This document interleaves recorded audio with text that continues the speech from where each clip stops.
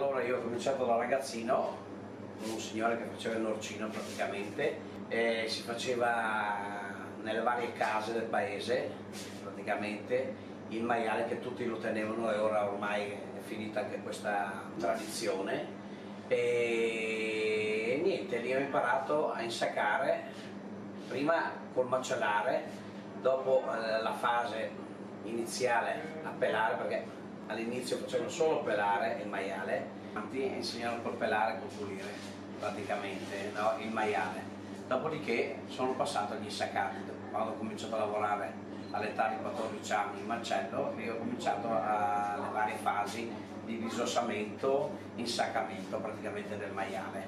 Il maiale veniva macellato, pelato con l'acqua calda, che adesso ormai hanno delle pulitrici via avanti, non è cambiato tutto il sistema di lavorazione del maiale, no?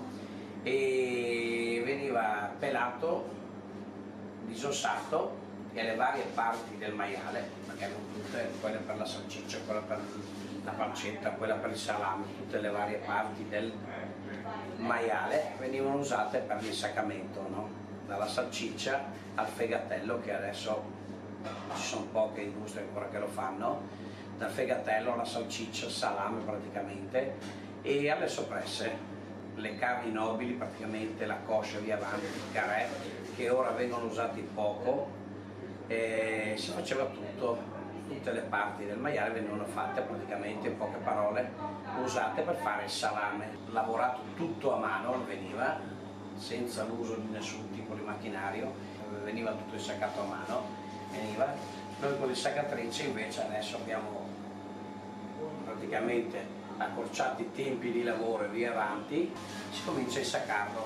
L'insaccatura consiste nel insaccarlo dentro un budello naturale, che adesso praticamente non ne abbiamo più. Si passa dalla insaccatura, viene asciugato a caldo, quando si fa comunque questo che avevo fatto in casa, viene asciugato a caldo, viene asciugato, e dopo 3 giorni messo in cantina. Prima fatto sgocciolare, dopo messo in cantina ad asciugare e stagionare praticamente per 3-4 mesi.